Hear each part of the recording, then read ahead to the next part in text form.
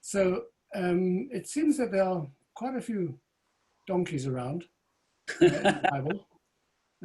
And question is what significance they have. Why they keep popping up in strange places. Turns out that there's a bit of a story, and we're going to explore that story today, and possibly come to the story will lead us to places where we never expected it to go. But let's plunge into it and let's see the story. So again, I'm going to share my screen and move to the document for today, which is this one here, and share screen. Okay, donkeys in the Bible. Of course, the obvious place to begin is with the second of our two parashiot today. And by the way, a lot of this text, with gratitude to Rabbi Yossi Jacobson for some of this text. And it's based upon some sichot, some teachings of the Lubavitcher Rebbe in previous years. So we've got some fairly authentic stuff over here. At any rate, says the chapter 22 in Parashat Balak, V'yakam Bilaam baboker, Bilaam arose in the morning, V'yachavoshet atono, and he saddled his she-donkey. And aton is a she-donkey.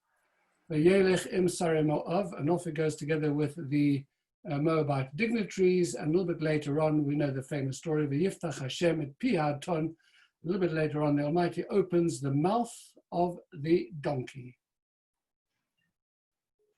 We have a little bit of very nice dialogue that is elaborated upon in this talking donkey in the Talmud, in Avodah Zarah. So just reading the bit of Talmud in the top, and you can take a look at the English in the bottom. When these dignitaries came along and they saw this great and important Bilaam, of course he was a terribly important man, he's a big prophet and everything else, Rechiv Achamore, and he's riding on his donkey. Amalei, he says to him, "My tama lo rechivta asusye." How come you're not riding on a horse? A horse is a much more dignified animal for a person like you. I mean, you're coming along in a mini. A person like this, you deserve, a Cadillac, a Rolls Royce, a proper Egyptian horse or something like that.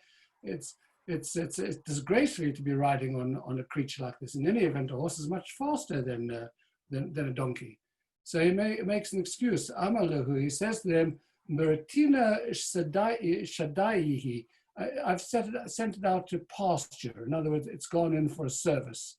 Unfortunately, it wasn't available for me at the moment. So I had to take something which was available in the stable, and it's just the donkey over there. Miyad, immediately, Vatomer Haton, so the donkey opens its mouth, and he says, Halo anochi atoncha, quoting now from the Bible. Hang on a second, am I not your donkey? In other words, I'm not just your, it's not as if you've got another horse. You're lying. I'm your donkey. Amala. So he says to him that no, you're only my donkey for occasionally carrying loads. Amrala, so the donkey continues, and once again quoting from the words of the donkey in the Chumash, Asher rachavta alai, don't tell me nonsense, I'm only there to carry a load. You ride on me. That's what I'm there for, you ride on me. Amrala, so the Bilaam says to the donkey, Akraib alma, only occasionally I ride on you. Amrale, so the donkey turns round to Bilaam and says, you're lying for a third time now, okay? There's a third lie you're telling. From long before until this very day. In other words, I am your regular means of transport. Don't tell all this rubbish. V'lo od, and then continues the Gemara. Elashani oselecha rechivut.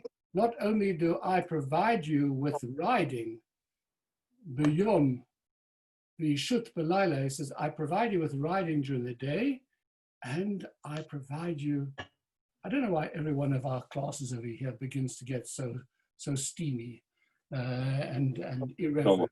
Yeah. So, but I also provide you with companionship at night. Ketiv hacha, in other words, companionship at night, that we have intimacy at night. This is outrageous, absolutely outrageous.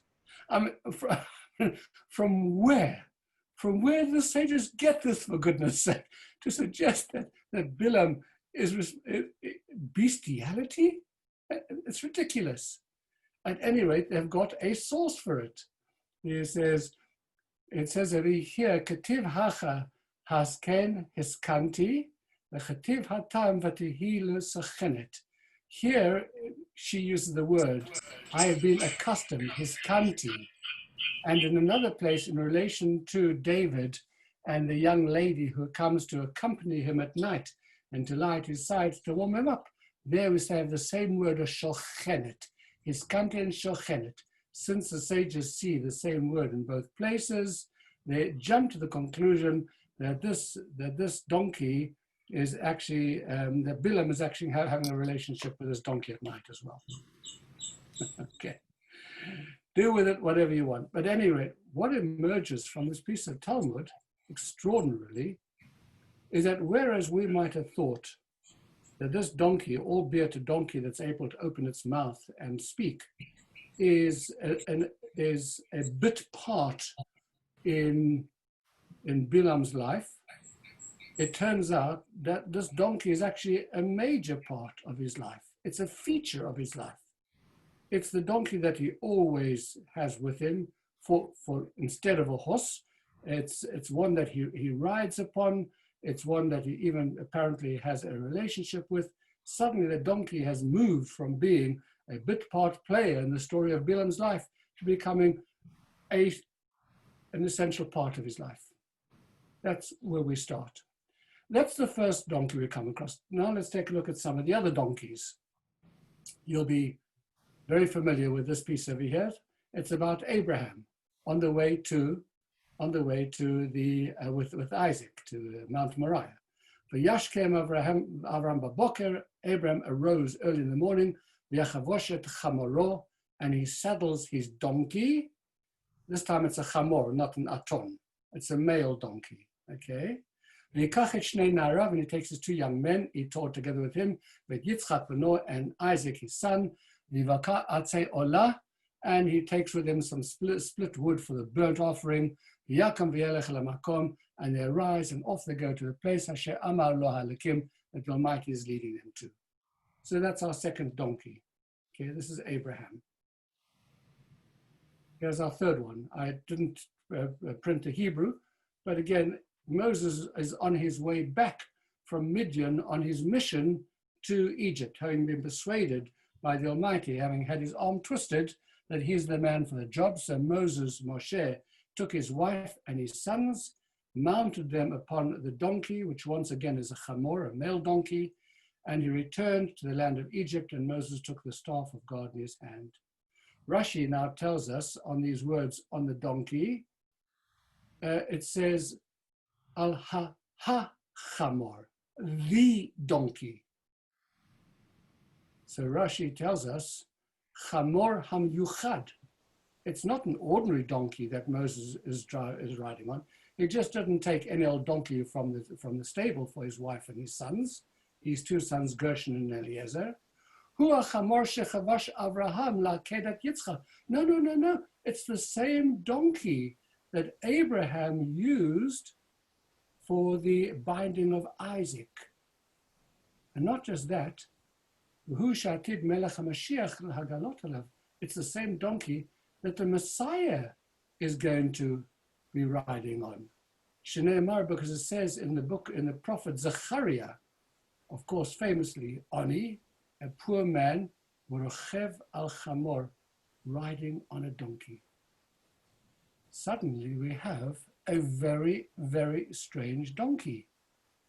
It's been hanging around for a heck of a long time. By the way, there's about 400 years between Abraham and Moses. Abraham is born in the year, according to the Jewish count, 1948. The episode with the Akedah happens in the year 2084, and Moses goes to Egypt 1 year prior to the exodus from Egypt, which is in 2448. So he travels to Egypt in 2447, which is approximately 400 years from the date when Abraham sets off on this with this donkey to the Akedah, to the binding of Isaac. Okay. And the donkey sister has to hang around for a little while because the Mashiach hasn't arrived yet. And so far we're in 5780. Gets worse than that. Hang on to your hats. The source for this Rashi over here, that this is the designated donkey, the one that Abraham saddled, etc., is in an ancient medrash called Pirkei de Rabbi Eliezer. Read it for you in English, because he adds one other interesting fact. There's another donkey that we haven't accounted for yet.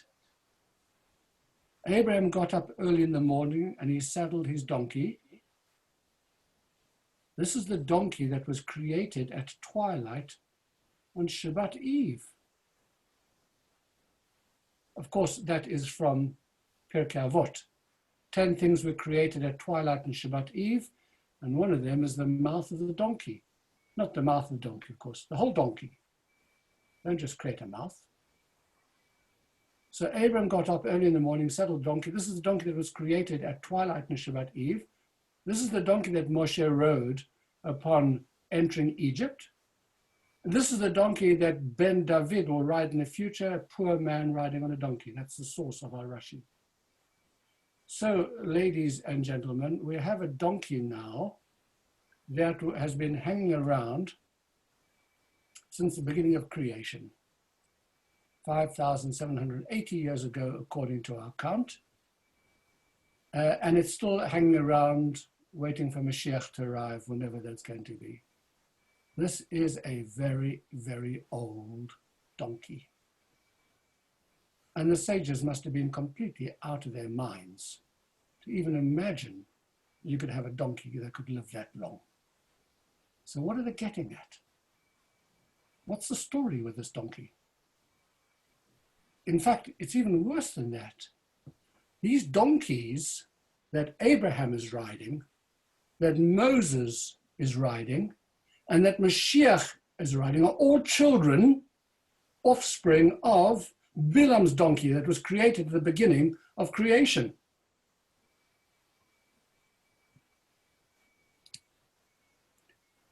The interesting question, how does a donkey pass from one person to the other? Never mind, we've got an answer for that as well. The sages can explain everything, even if it sounds completely and utterly ridiculous and outlandish. Medrash Talpiot, it's Rabbi Eliezer Kohen of the Izmir in the 16th century. How did Moses possess the donkey of our patriarch Abraham? It's 400 years between them. How did he get it from him? So wasn't Moshe in Midian and Abraham is in Israel? So what's the connection between them? How does he get this donkey? So he explains, the answer is that Abraham entrusted it with Yitzchak. Yitzchak gives it to Yaakov. Yaakov gives it to Levi in order for Levi to make his rounds among the granaries to be able to collect the tithes that are going to be given to him. Levi gives it to his son Kahat. Kahat gives it to his son Amram. Amram gives it to Moshe. When Moshe fled from Pharaoh to Midian, he is riding on this donkey. And after Moshe's passing, what happened to the donkey? Remember, Mashiach has to ride on this donkey. The answer is that when Moshe ascended to Har Nevo to die there, the donkey ascended with him. He didn't walk up the mountain. That's hard work. He went up with his donkey. And the donkey remains on the mountain and is pasturing there until the Mashiach arrives. In Yiddish, you say, gehört Meise. Did you ever hear a story, a ridiculous story about a donkey? I mean, it doesn't make any sense. You know, according to the adverts, people keep a Philippe Patek watch for the next generation. That's precious. Here, suddenly, this donkey is playing a major part in the lives of our patriarchs. It is so precious that each one is passing it on to the other one through all the generations. This is the legacy. What did Dad leave me? He left me a donkey. I've got a donkey. That's what he left me. And it's so precious, I'm going to pass it on to my kids as well. Every leader of the generation gets a donkey here. The donkey.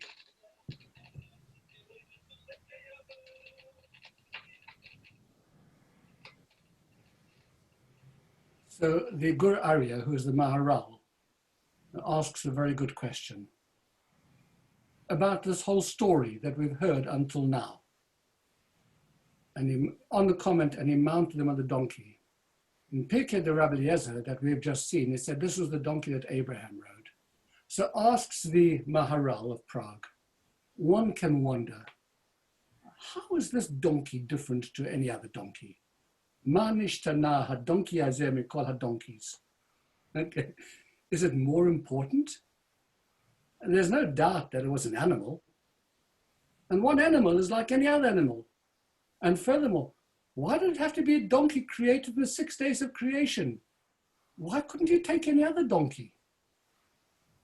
In other words, the Maharal of Prague finds this whole story that we've been up until now as ridiculous as we find it. Just inexplicable. Nothing makes sense. And then says that Sror HaMaor, who was Rabbi Avram Sava of Spain, 15th century, we do kind of jump around when we're talking about sages from countries and centuries, says that Sror HaMaor, and he saddled his donkey, because we're just going to make the problems, the questions we're asking are going to become bigger questions.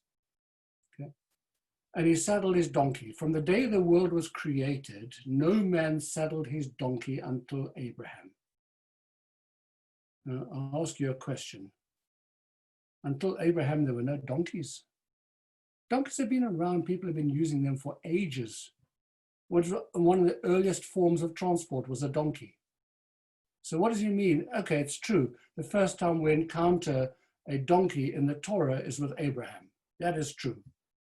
But to say that no man saddled his donkey until Abraham, what's the special relationship between Abraham and a donkey?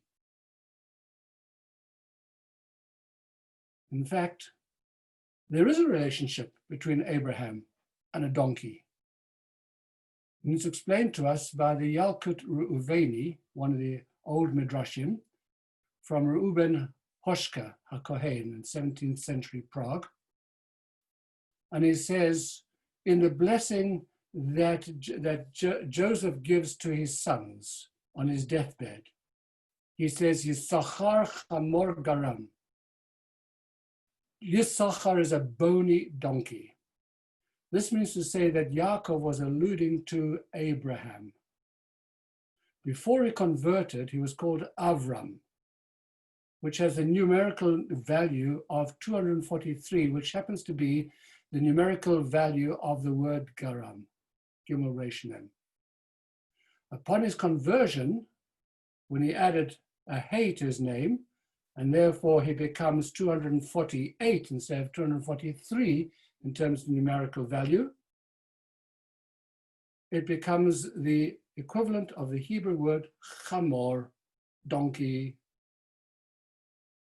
And so Abraham, in the blessing of Joseph, is being alluded to in calling his son Yisachar a chamor garam. Abraham is apparently connected in some special way with a donkey, which is what the Tzror HaMaor told us, that from the day the world was created, no man saddled his donkey until Abraham.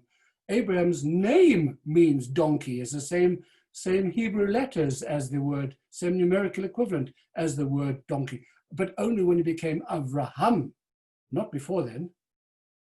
That's another mystery.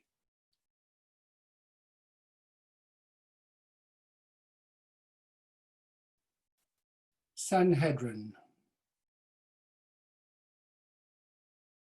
Rabbi Alexandre said that Rabbi Yeshua ben Levi pointed out a contradiction. It is written in the Hebrew over here, Achishena. In one place it is written in the book of Isaiah, that the Mashiach will arrive, achishena, if the Lord will hasten it. Achishena means in a hurry. And another place it is written that the Mashiach will come on a donkey. In its time, or another place it says in its time. Rabbi Alexandre said that Rabbi Yeshua opposed two verses. In one verse it says, behold, one like the Son of Man came with clouds of heaven, while elsewhere, in other words, referring to the Messiah, clouds move quickly, etc. And another place it says, lowly, ani rochev al hachamor, lowly riding on a donkey. So he says, the Gemara says, that if the Jews are meritorious, then Mashiach can come more quickly, like the clouds of heaven. And if not, we're not worthy of it, Mashiach will come in his appointed time, and that is referred to by lowly riding on a donkey. So the donkey is the one which takes much, much longer. The donkey is the slow boat to China. Mashiach is going to come on a donkey. We're going to have to wait a while for that to happen, because if we don't merit it, that's what's going to happen. If we were to merit it, it could happen more quickly. We're not finished with donkeys yet. They're special animals. If one sees a donkey in a dream, says the Gemara in Brachot, he may hope for salvation, because of course donkey is now associated with Mashiach. Behold, your king will come to you. He is triumphant and victorious, lowly and riding on a donkey. Donkey is important, but they take a long time. But if you dream about it, it's a good sign. If you dream about donkeys tonight, you're going to have a great Shabbat.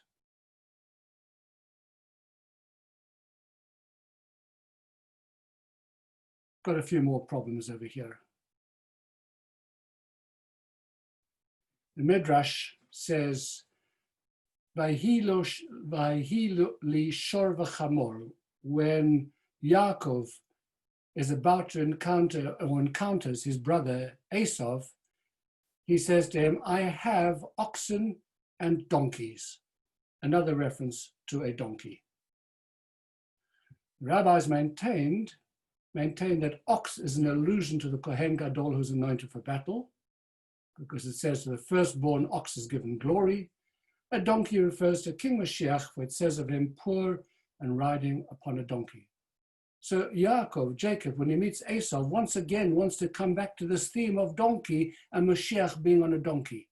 And he wants to say, I've got ox, I've got donkey. It crops up again. By the way, there is one other donkey, which I have not mentioned at all in any of these texts. And it is a very unusual mitzvah relating to the firstborn. As you know, the firstborn has to be, the firstborn human has to be redeemed with the Kohen.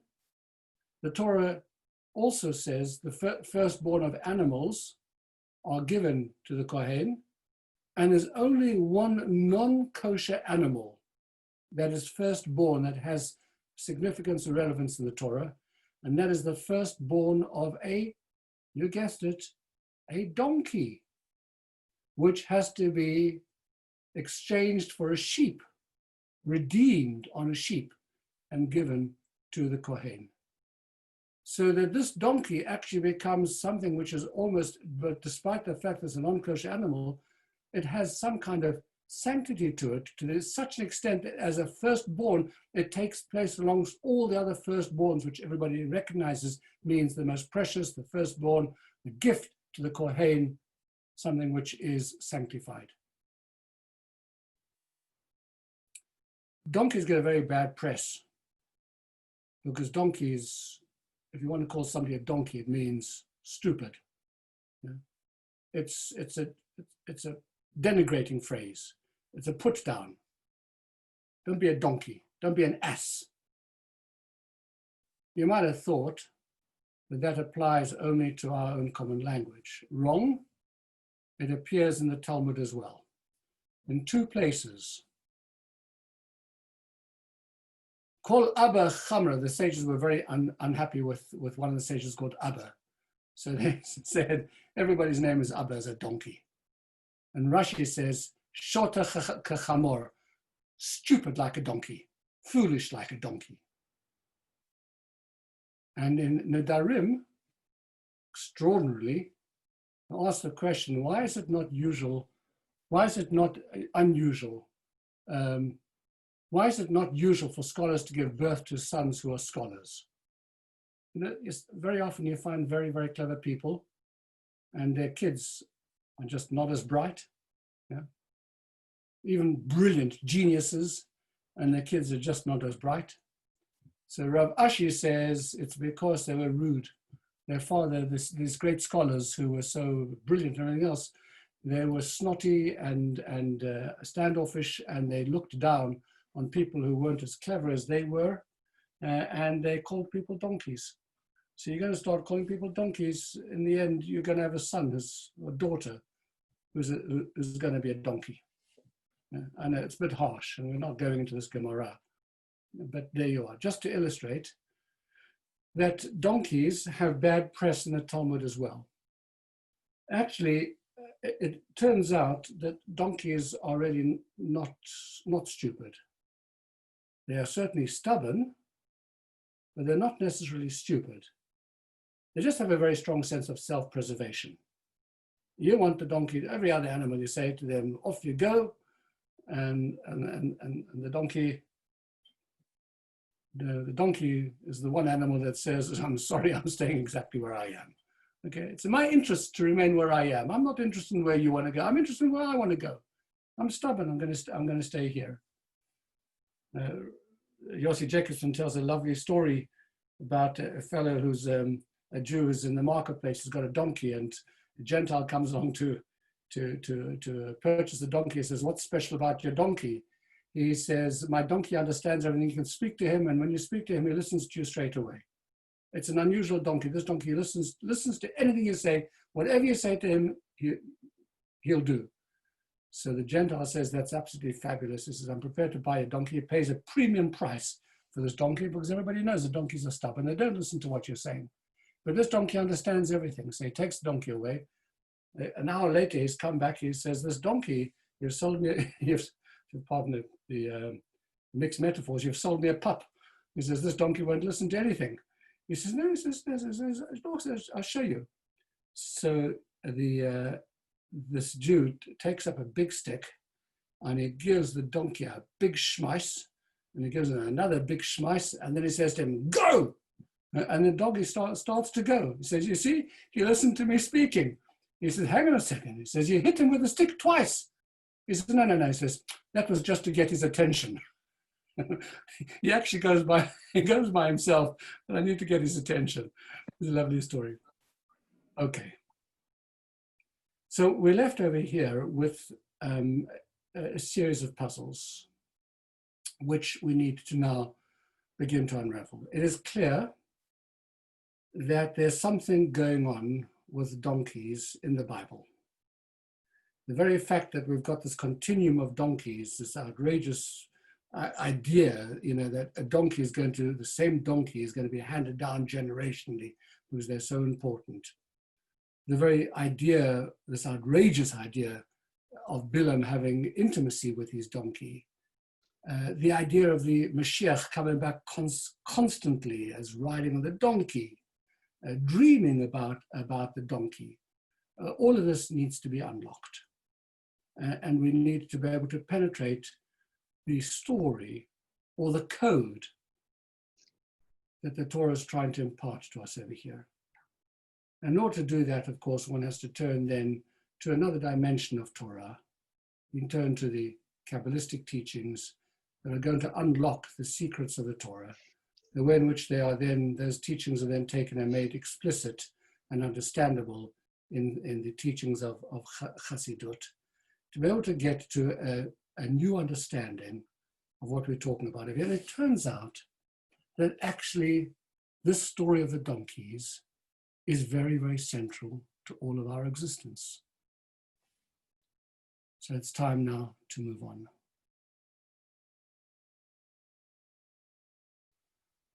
want to take you back to the very first verse of the Torah, or second verse of the Torah, sorry.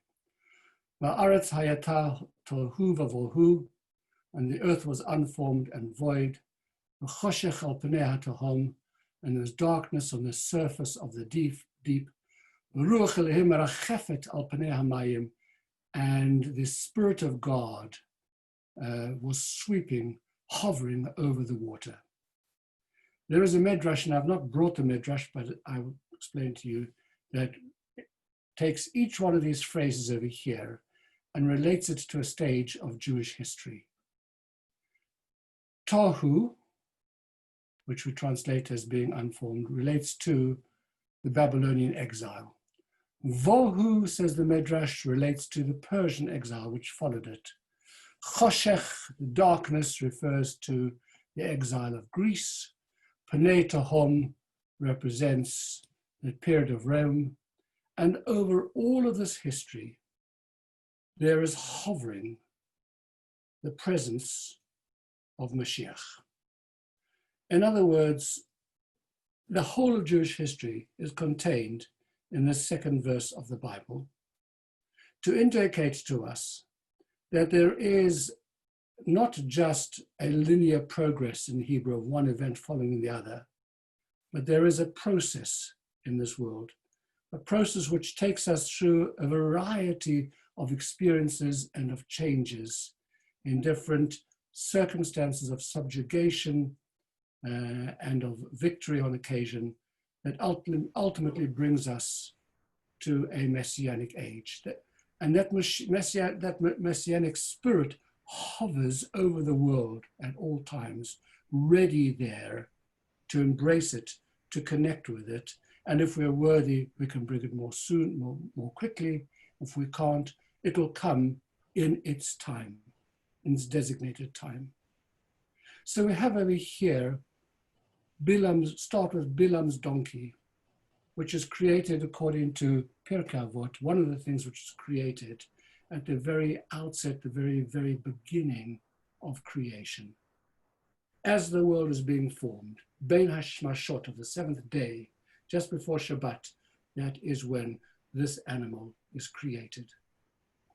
And then we have another strand of Jewish history that sees, and I know that this clashes terribly with our concept of the age of the world and with the evolution, etc., which just to put to one side, let's think inside the Jewish box over here, the Jewish parameters.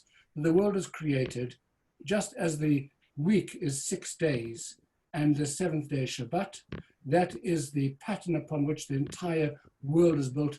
The world lasts for 6,000 years, and the 7,000th year is the Messianic age, if we have not brought Messianic age earlier than that.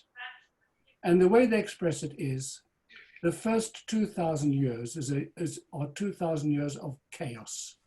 It's unformed.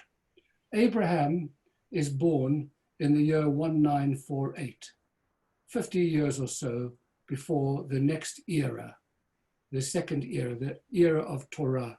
The Torah is given in the year 2448, and it ushers in a different stage of the universe, of life. In the first 2,000 years, we have the story of Abraham, and we have the story of Abraham's donkey. In the second 2,000 years, we have Moses and Moses' donkey.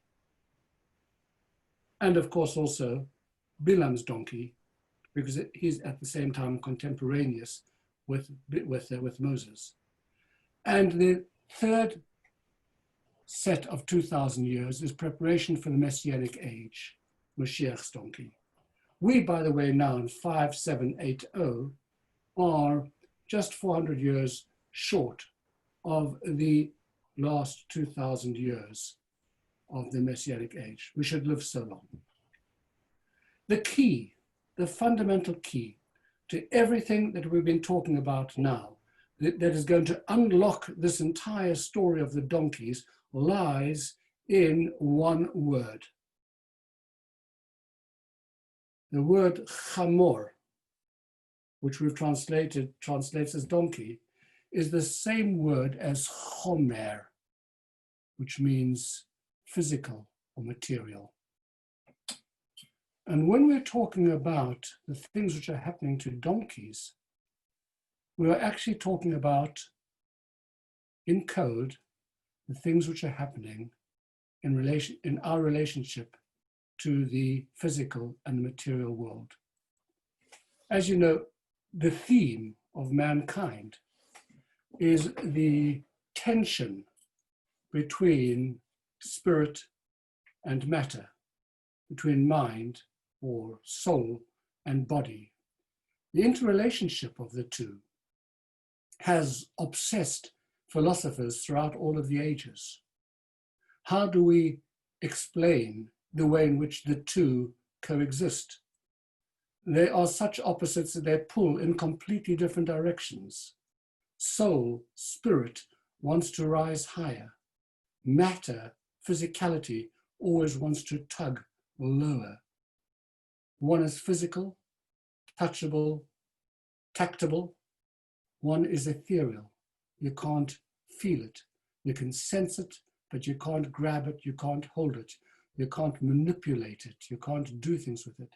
So there's this inherent tension of the way in which each human being in this body and soul combination, the entire universe in relation to this, the spiritual presence of God and the physical world that He's created, how we deal with that, how we connect that is not just a tension, but a process that changes over a period of time. And it is all encapsulated brilliantly by the Torah in the story of Abraham, Moses, Mashiach, and in the middle of all of that, Bilaam as well. That's what this story is really about. When you look at the way in which Abraham, Moses, and Bilaam and Mashiach treat their donkeys, there are subtle differences when you look at the verses. Abraham doesn't ride on the donkey in the story of his journey to Mount Moriah with Yitzchak. Instead, when you look very carefully at the verses over there, you discover that he uses his donkey only to carry the wood and the knife, which is going to be used for the fire. Moses doesn't ride on his donkey. Instead, the verse tells us quite clearly that it is his wife and his children were placed on the donkey. Bilaam not only rides on his donkey, but he has even intimacy with his donkey, according to that Pirkei de Rabbi Eliezer that we saw. Whether it is true or not in actual terms doesn't matter. It's the concept that they're offering us over here. And the only one who actually rides on his donkey in the story of the donkeys is the Mashiach. Oni rochev al hachamor. The poor man riding on the donkey. It couldn't be clearer. So what we're looking at over here in each one of these three phases of the universe, the first 2,000 years of chaos in which Abraham lives, towards the end of it, in preparation for Matan Torah that will come in the next 2,000 years. He is at the twilight of the second period. Moshe Rabbeinu, at the time of Har Sinai, giving of the Torah, and Moshiach, each one of them we're seeing here is the way in which they were able to relate, offer to us the way of connecting with a physical material entity, with the world. And it is as follows. Abraham was pre-Torah, placing his wooden knife on the fire. So what was happening with Abraham? So once again, I want to come back just very briefly to a medrash which we actually studied last week. Remember we said the big thing which happened at Sinai was that up until then there was a decree that the spiritual and the material could not fuse together, could not interact. They were separate domains. The physical had to be physical, the spiritual had to be spiritual. They were both present, they were there in attention, one with the other, but they could not actually impact or affect one another. And that was put in the terms of the people of Rome are forbidden to go down to Syria, the people of Syria are forbidden to go to Rome, and God created the world and said the heavens belong to God, and the earth is given to man. The spiritual, that's one domain. The physical, that is another domain. They can't connect. And then when he wanted to give the Torah to Israel, he rescinded the original decree. And he said the lower can lift itself up and touch the higher, and the higher can reach down and touch the lower. Some fundamental change occurred in the relationship between spirit and matter and our ability to connect with the world around us. Abraham doesn't have that yet.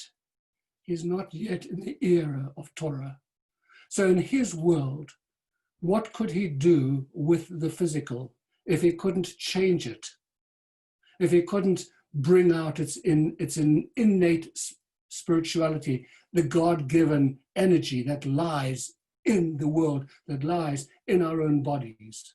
And the answer is all he could do would be to subjugate it, to hold it down so that he would dominate it and it would not dominate him. And this became a path long after Abraham as well, in terms of asceticism, in which the best way to deal with body is to keep it under control, to push it aside, to say, body is dangerous, body is difficult, body is going to dominate me if I don't control it. I have to control my instincts, I have to control physicality. The best way to do it is to become ascetic and to abandon it, to push it to one side. So in Abraham, what you see over here is the way in which, in a metaphoric sense, in the description of his relationship with his chomer, with his chamor, is that he puts the wood and the knife on it. He gets it to work for him. It's nothing more than that. Moses is now living in an age where you have the separation between spirit and matter already broken down because of Matan Torah. Now there can be a different kind of relationship. So the relationship now is that one can begin to take the physical world and use it in a way to one's own benefit. You don't have to discard it, you don't have to push it away, you don't have to ignore it. You can use it to your advantage.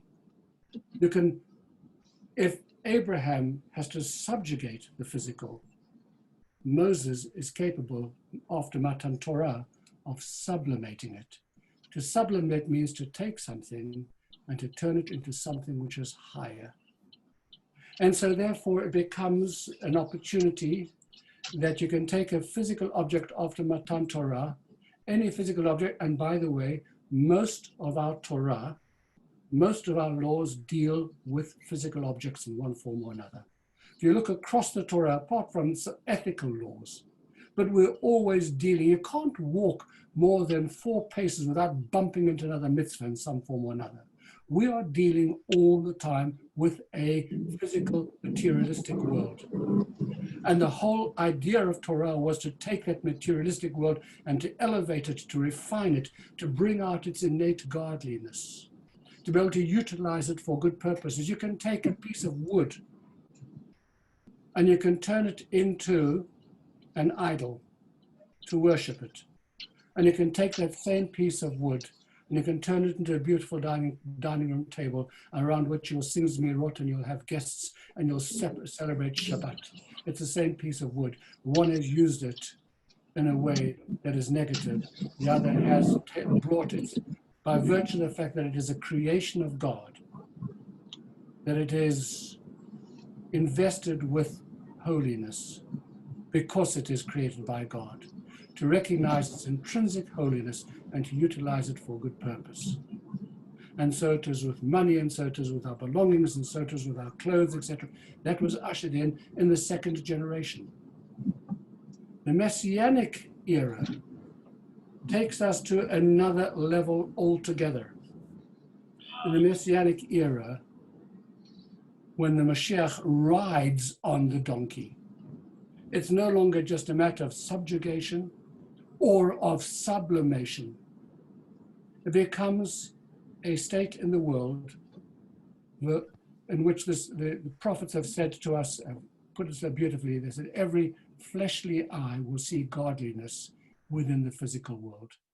That its intrinsic holiness will become apparent to us. It will no longer be an obstacle to us, but we'll actually sense and feel and see that this physical world the Almighty created, he created in order that he should be present in it, that we should see him in this world. That was the big innovation of creation. Otherwise, why did God require a physical world?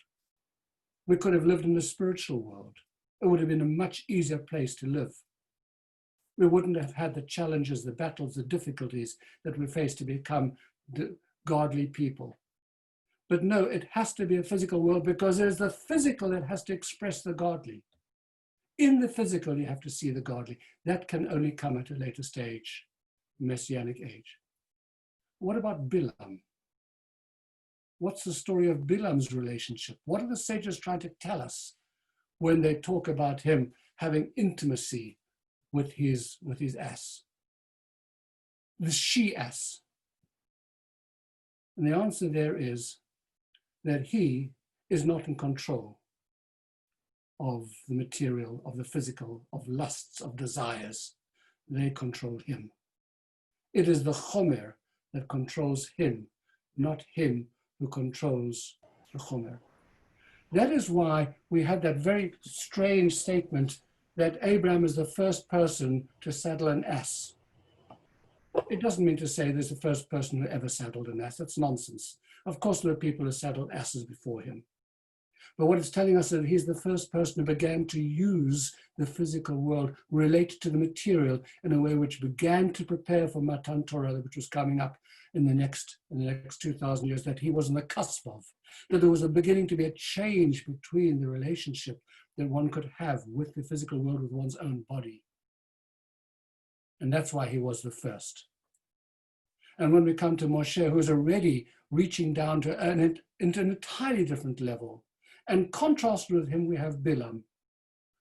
Because you can only do one or two things ultimately with the physical. You can rule it, or it can rule you. And heaven knows, if you look around in the world, you see enough of the materialistic ruling the spiritual. And people in the world in so many different ways.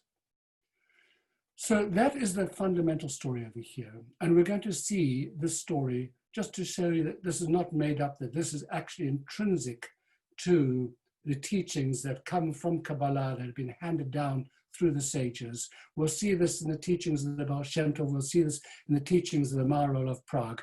And here are the texts that will begin to explain these ideas that we've explicated here. Here's the Keter Shem Tov. The Baal Shem Tov didn't write anything himself. His students wrote it. He takes a very famous verse, and there's a book called Keter Shem Tov, which are the writings, the teachings of the Baal Shem Tov. We have a very famous, we have a verse in the Torah, Ki tereh, and this is the part over here, which is boldened. Ki tereh chamor sonecha, when you will see the donkey of your enemy, rovetz tachat masa'o, and it is crouching beneath the weight of its burden. V'chadaltem hazav lo, and you withhold yourself from helping that animal. Azov ta'azov imo, you shall surely help it. When you see a chamorah donkey of your enemy lying on its burden, you will refrain from helping it. You must aid it. That's the command in the Torah. It's a simple command. It's about tsar balachayim, for goodness sake, about pain to animals. You see a donkey, it's overburdened. It can't manage it. It's absolutely buckling under the pressure. So you've got to go and help it. You have to take off some of its burden. The Baal Shem Tov in the 18th century at a time when people are still flagellating themselves and rolling in the snow and fasting and believing the only way to deal with bodies is to pre-Abraham, to schmeiss them, to beat them, so they don't interfere with your spirituality, with your spiritual growth, because the two can't coexist together. It is either one or the other. It is a zero-sum game. Either going to be spiritual or you're going to be physical. And along comes the Baal Shem Tov with a revolutionary pre-messianic idea. When you see a chamor or donkey, when you carefully examine your own chomer, your own body, what you'll see first is your enemy, meaning that your chomer seems to hate your divine soul. It longs for godliness and the spiritual, and your body is pulling in a different direction because of its instincts, its lusts, its desires, its materiality. And therefore, you see that it is lying under its burden placed upon it. In other words, that it should become refined through Torah mitzvot, but the body is too lazy to fulfill it. So you might think to yourself, okay, the way to deal with this is to refrain from helping it, to follow the path of mortification, break down the flesh, break down the body's crass materiality. No, no, no, says the Baal Shem Tov. And this is revolutionary in his time. Don't take this approach. Rather recognize that inside that body lies the light of godliness. You must aid it. You must work with your body. You must purify your body, refine it, but don't break it by mortification. Because your body, your physicality is godliness. God created your body as well as your soul. And there's power in your body. And if you can work together with it, you become a bigger, stronger, better person altogether. And what about Bilaam? In the morning, Bilaam arose, saddled his donkey, and went into the Moabite dignitaries. Rashi says, from here we learn that hate caused, so the fact that he saddled the donkey himself, hate causes a disregard for the standard of dignified conduct, for he saddled it himself. The Holy One, blessed be he, said, wicked one, their father Abraham has already preceded you. Abraham arose in the morning and saddled his donkey, says the Maharal over here. First, you must know the idea of Avraham and the idea of Bilaam. Avram was the head of a Jewish nation. Similarly, Bilaam was the head of the nations, for he was a prophet of the nations.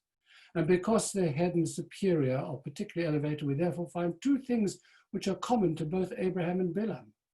Regarding both of them, it says that they saddled their male donkey, or Abraham, and Bilaam saddled his female donkey.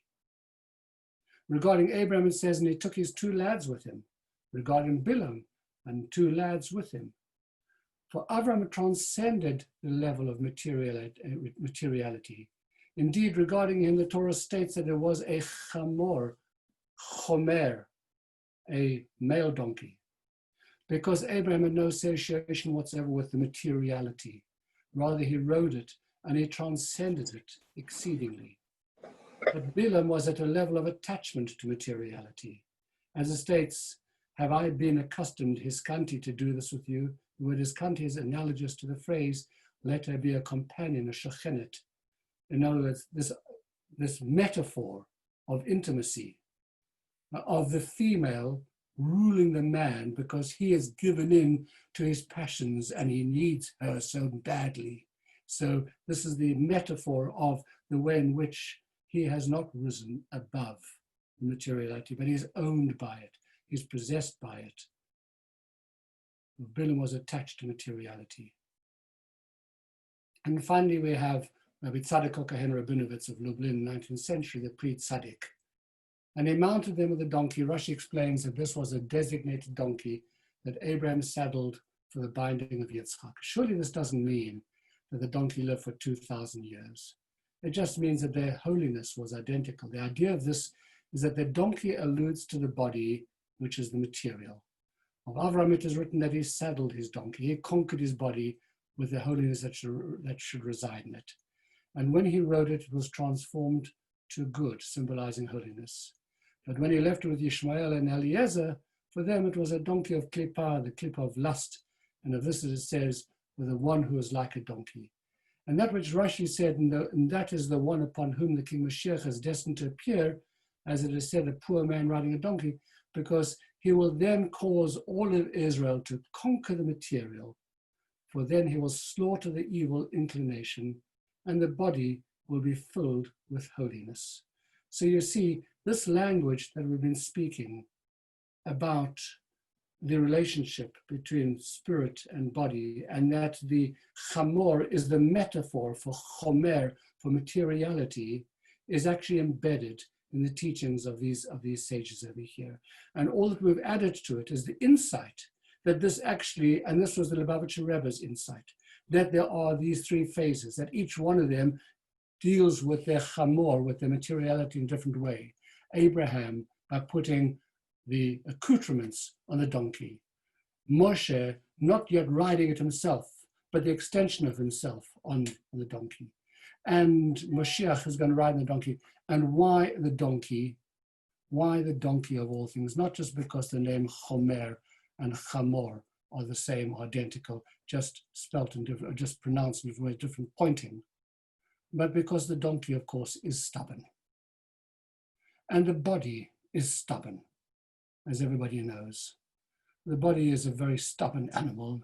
Anybody who wakes up in the morning and doesn't realize that the body is quite a stubborn animal, to drag it to davening, to get it going, to get it fired up, to get it excited, to be able to work with the body. It is stubborn, and Mashiach is stubborn, and it's going to take a long time. However, to bring us back to our conversation over here, one could well argue, and this is speculative now, that we are actually living in a transition era. The way in which we relate today to body has changed fundamentally. When I say body, I don't just mean our own physical bodies. I mean the way in which we relate to the body of the universe. There is a growing and a new awareness about our responsibility, about the potential of body, and what happens when you submit to it instead of harnessing it and its energy. So first of all, we're finding new ways to harness the energy of the world, new and innovative ways to harness the energy of the world. And second of all, we're becoming very much more aware of the fact that we need to treat this physical world with greater respect. You can't abuse it. If you abuse it, it comes back to bite. And so therefore the theme, and interestingly enough, what we heard in even some of our recent Zoom evenings, when we're talking about economy and companies, etc. And both those fund managers and our retail guests, etc., have all said the same thing, and Moira Bennigsen was saying the same thing as well, that the companies that don't care about the world, since young people today will no longer tolerate abusing the physical world. The companies that are ecologically sound, that are in tune with the universe, the ones that care about a sustainable environment, the ones who will be concerned about climate change, all of this represents a new growing sense of connectivity, of responsibility to a physical world that has simply not been there in the past. We raped the resources of the world. The whole colonial business is about the rape of the resources of the world. England didn't go to India because they loved the Indians, or the Chinese or the British didn't go to Africa because they were in love with the Africans. They loved what lay under the ground. They lay what they could take from those countries. And all of that has changed. The backlash is there. And think now about our own relationship with our bodies. It's not just that the phase of exercise, of Pilates, of yoga, all focus on the God is now about a sense of ego. This is no longer about pumping iron to have big, massive bodies. This is all about the connection between mind and body, spirit and physical, the sense that I'm an integrated human being, and that my mind and my body actually have to learn to work together. They're not separate. So in a sense, what is happening in the world around us today, in this change which is moving around us, is entirely in accord with this process that the Torah wants to outline to us about the development, the growth, the change of a relationship between spirit and matter. And in that respect, it's kind of exciting, because it's bringing to fruition these ideas that were hidden, embedded in the Torah, in the simplest place, the last place you ever expected to look for them. In the story of the donkeys. Who would have known, who would have dreamt that they were carrying for us a message that is so incredibly relevant to our times? So that's the story of all the donkeys in the Torah. And all that's left, I'm afraid, is the one remaining donkey who's been trying to explain all this to you, probably completely inadequately, but at least I hope that you enjoyed some of it. And as always, if anybody wants the notes, they're in a Word document, and I'm happy to email them to you. Thank you very much. Thank you. Great. Thank you all for joining me. Shlomo, I have one question. Shabbat Shalom. Yes. Shabbat Shalom. Shlomo, I recall there's a medrash that Abraham gained his faith by looking at the world and thinking there must have been a creator behind it. Yes. How does that relate to what you've just explained about the separation of the spirit and the body? Because it seems that Abraham saw in the world these wonders and yes, he saw the discovered. He saw the two together, but the question is not whether you recognize that there is a God in our physical world. The question is, can you change the physical? You see, the idea over here is actually a deeper one. The idea is that when a person takes a cow skin and turns it into tefillin and puts those tefillin on, you're not just utilizing that cow skin. In a sense, you're changing it. It's a much bigger idea, but if godliness is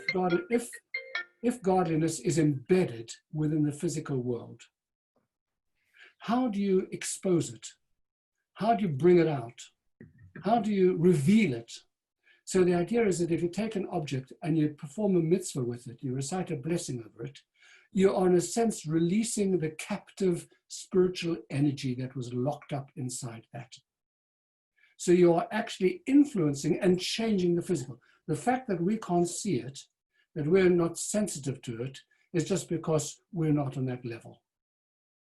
But part of the whole idea of the messianic change is that the more you do with the world, the more you're able to access it in a positive way. The more you reveal its inherent spiritual sparks, the more there is a critical mass of energy that you have released. The more spirituality there is in the world. And that creates a tipping point. And it's going to all come out of the physical. So you're changing the physical, not just recognizing that there is spiritual and physical, but the spiritual couldn't change the physical. And here you have, it's a very abstract idea, but you're actually changing the physical. You're releasing something that's within it, like releasing a gas within an object that was trapped inside of it. So if there's godliness inside every object in this world. Now, by the way, just to say this, the Torah is mitzvot are divided into three categories.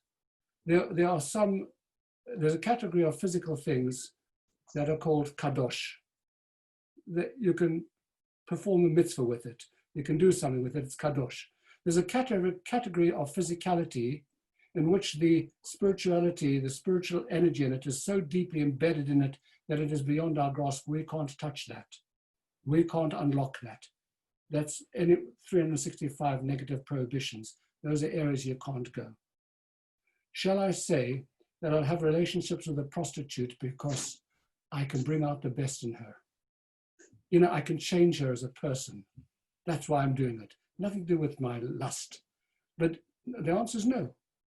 It's a no-go area. You can't go there. Can I eat a piece of chaza? By the way, the word chazir means to return, doesn't it? Meaning to say that it too has very deep spiritual, there's a concept in Chassidut, in Kabbalah, the highest stone on the wall falls the furthest away. Those things which are inaccessible to us is because they're having a high intrinsic holiness. We can't. But somewhere in the middle of that is a whole lot of other things which are neither holy nor not holy, but are given to us as objects which we can use, and we can tilt them one way or the other. We can either use them in a holy way or in an unholy way. It's the area called reshut, or permission. But the idea is that we can actually connect with the physical in such a way that we can change it and bring out, expose its inherent spirituality and add to the overall amount of spiritual that is present in the universe. And that's part of the perceived messianic process. Thank you. A long answer for a short.